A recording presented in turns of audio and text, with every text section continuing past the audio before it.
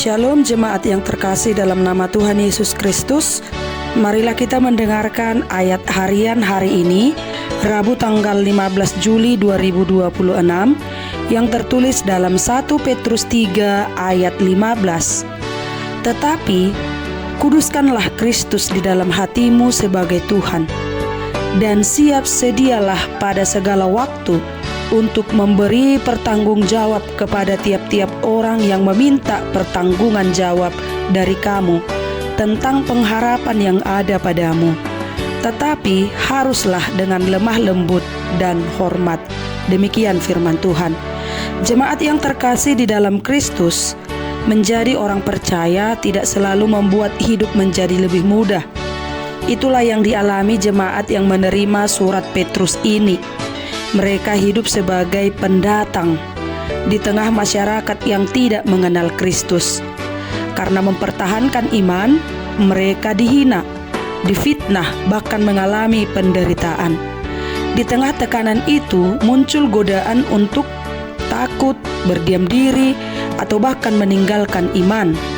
Karena itulah Petrus menasihati mereka, kuduskanlah Kristus di dalam hatimu sebagai Tuhan. Sebelum berbicara tentang bagaimana menjawab pertanyaan orang lain, Petrus lebih dahulu mengingatkan bahwa Kristus harus tetap menjadi Tuhan yang berkuasa di dalam hati.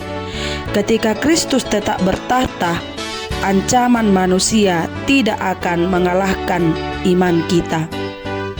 Jemaat yang terkasih, dari hati yang mengakui Kristus sebagai Tuhan, akan lahir pengharapan yang tidak dapat diambil oleh keadaan. Itulah sebabnya Petrus berkata, siap sedialah pada segala waktu untuk memberi pertanggungan jawab kepada tiap-tiap orang yang meminta pertanggungan jawab dari kamu tentang pengharapan yang ada padamu. Orang-orang di sekitar mereka melihat sesuatu yang berbeda.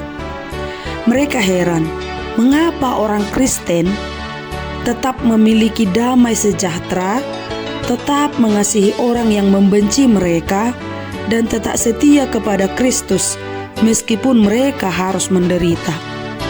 Kesaksian seperti itulah yang membuka kesempatan untuk memberitakan Injil.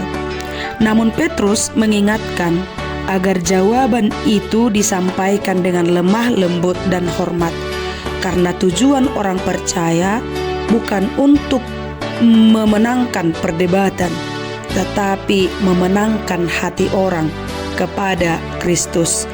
Jemaat yang terkasih, firman Tuhan ini juga berbicara kepada kita saat ini. Mungkin kita tidak mengalami penganiayaan seperti jemaat mula-mula, tetapi kita menghadapi tekanan dalam bentuk yang berbeda.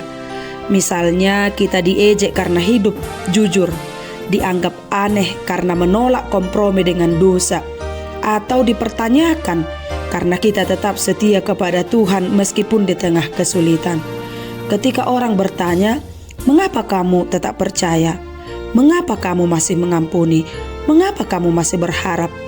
Itulah kesempatan untuk bersaksi tentang kebaikan Kristus. Karena itu, jangan hanya mempersiapkan jawaban di bibir, tetapi pastikan terlebih dahulu bahwa Kristus benar-benar bertahta di dalam hati. Sebab kesaksian yang paling kuat bukanlah kata-kata yang indah, melainkan kehidupan yang tetap berpengharapan.